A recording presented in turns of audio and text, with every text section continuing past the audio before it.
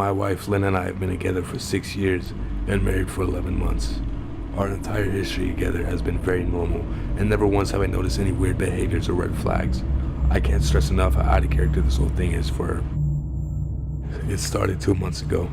I was in the kitchen making myself some coffee before work. I was running a bit late that morning and knew I wouldn't be able to make it to the Dunkin' Donuts for my usual morning fix. I took a sip of my coffee as I hurried down the hall towards the door when I happened to notice Lynn peeking at me from around the corner ahead of me. I could only see her eyes and a strand of her long dark hair hanging against the wall. The rest of her body was concealed behind the corner. I nearly spilled my coffee when I saw her. "Jeez, Lynn," I said, wiping a few drops from my pants. "You scared the shit out of me." She immediately popped out of view like a little kid that had been caught. I heard her scurry off towards the living room, and by the time I got to the front door, she was out of sight. It was really weird and just totally out of character for her, like I said, but I also found it kind of funny she was being more playful and a little less serious. I shouted out that I loved her and called her a weirdo. As I shut the door behind me, I heard her laughing. Her behavior was a bit odd, but it certainly wasn't something to call a priest over. I forgot about it by lunch, and by the time I got home, she was her normal self again. I didn't even bring it up, and neither did she. And life just went on. The next incident happened 3 days later. It was around 2 a.m. and I had woken up to get a drink. I was standing at the kitchen island with a cup of orange juice in my hand when I felt a strong feeling that I was being watched. For whatever reason, I looked down at the floor and saw my wife's smiling face staring back. She was peeking at me from the other side of the island, staring up at me with those wide, unblinking eyes and grinning. I screamed. I'll admit it, not out of irritation, but fear. For some reason at that moment, I was scared. At the sound of my scream, Lynn scuttled back out of view, her hands and feet smacking against the tile floor as she hurried out of the kitchen. I didn't run after her or even yell. I just stood there frozen in shock, wondering what the fuck had possessed her to even do that. It took me a little longer than I'd like to admit to go back upstairs, but I eventually did. When I got to our bedroom, Lynn was lying on her side asleep, or at least pretending to be. I stood there for a while, watching her breathing to be sure she was really asleep. I had the feeling she might jump out at me at any moment I got into bed, but she didn't. I climbed into bed and she didn't even move. Her breathing was soft and deep, and I started to wonder if I dreamt the whole thing. The next morning, I waited for her to come down for coffee, and after handing her a mug and kissing her on the cheek, I decided to bring it up. "What was that about last night?" I asked, keeping my tone light so I didn't offend or embarrass her. She frowned over her cup of coffee, shaking her head like she had no clue what I was referring to. "You were peeking at me again, from over there," I said, pointing to the spot on the floor by the kitchen island. She followed my gaze, and when she looked back at me, she burst out laughing. She laughed so hard that I couldn't help but join her. "You creep me out sometimes, you know that," I said. She giggled and set her cup on the counter and wrapped her arms around my neck. "You creep me out all the time, so I guess we're even," she said. We said our goodbyes and left for work. As I drove, I kept thinking about how creepy it had been seeing her grinning at me from behind the island like that. The sounds her hands made on the tile floor as she crawled away. I told myself she was just trying to be silly, just trying to join me in my love for all things horror. I didn't understand why she was doing it, but it clearly made her happy. I just hoped she'd get tired of this game quickly. Lynn didn't peek at me for the next 2 weeks. I started to think she was done with her weird prank, and I was relieved. We were watching a show on Netflix one night, and I jokingly said that I hadn't seen her peeking at me lately, and that she must have given up on her spy game. She looked up at me with a small smile and said, "Maybe I've just gotten better at it." I didn't say anything, but I wondered whether or not she was joking. For the next few days, I couldn't stop thinking about what she said. Was she still peeking at me when I wasn't looking and I just hadn't noticed? And if so, what the hell was she getting out of all this? I started to feel paranoid, constantly checking whether or not she was watching from around the corner or behind the door. I was jumpy whenever I was home alone and she wasn't in full view. I felt stupid and a little bit crazy. But after a few weeks without another incident, I began to relax. I stopped checking behind furniture and walls, and I just told myself it was just a bad memory. Then, a few days ago, things got so much worse. Lynn left to go to a friend's house, and I lounged on the couch and played a couple games on my laptop. Around 9 p.m. I hopped in the shower, and now as I was washing the soap from my hair, I felt the awful feeling that I was being watched again.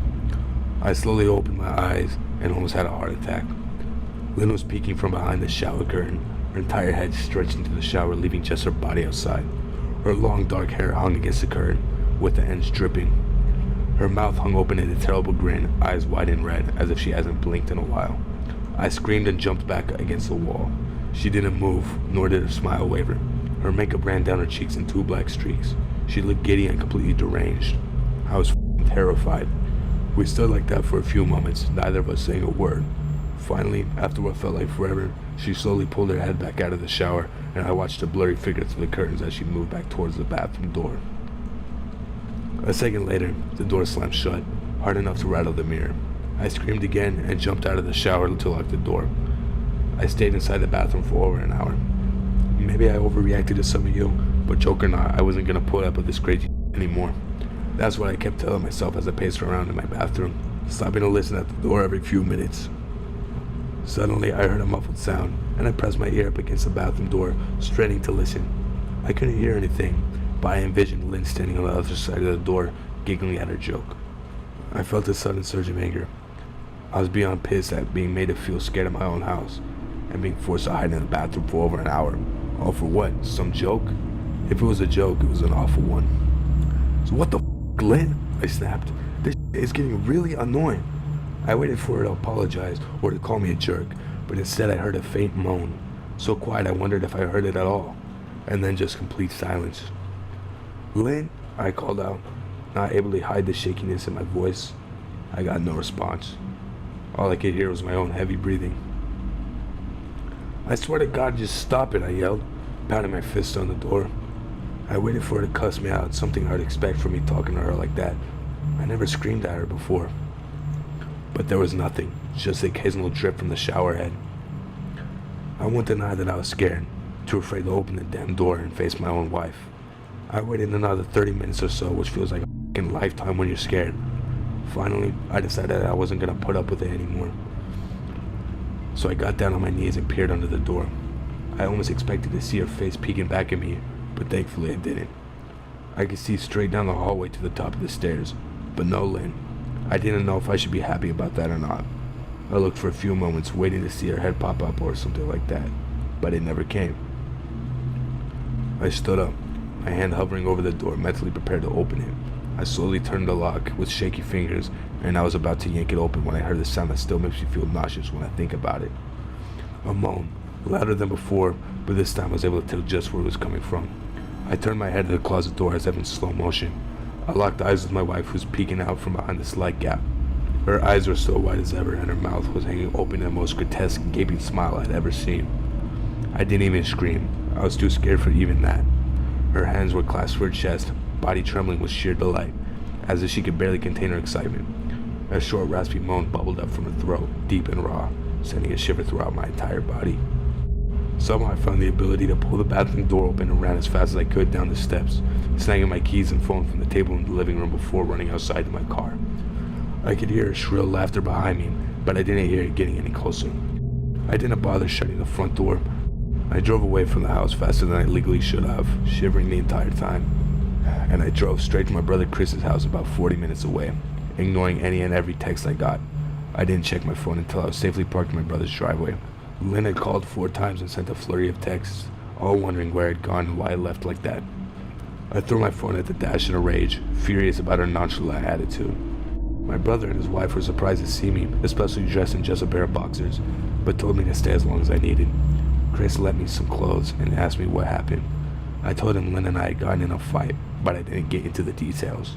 I didn't want him to think I was overreacting, leaving my wife over a prank, even if it was a strange one. I mean, hadn't I encouraged her for years to lighten up instead of being more serious all the time? I had wanted her to relax and loosen up, but this is definitely not what I had in mind. I tried sleeping on their sofa, but my brain wouldn't let me sleep. Every time I closed my eyes, I saw Lynn's face staring at me from the inside of the closet. Knowing she'd been there the entire time made my skin crawl. I tried sleeping on the sofa, but my brain wouldn't let me sleep.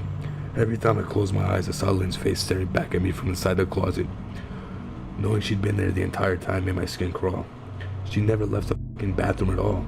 Instead, she just slipped inside the closet and slammed the bathroom door shut to fool me. The mere thought of me going back home gave me anxiety.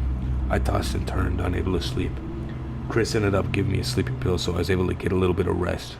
My sleep was filled with terrible dreams, all of Lynn's face smiling. I woke up just as the sun started to rise. My sore body ached from the sofa, and I felt drained. I knew I'd have to call Lynn at some point, but I didn't know what to say to her. I wouldn't be going home unless she gave me a word she'd never do any more of this.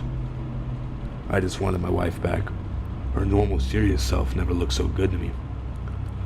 And I was contemplating calling her to tell her that when that familiar feeling came over me. The feeling of being watched.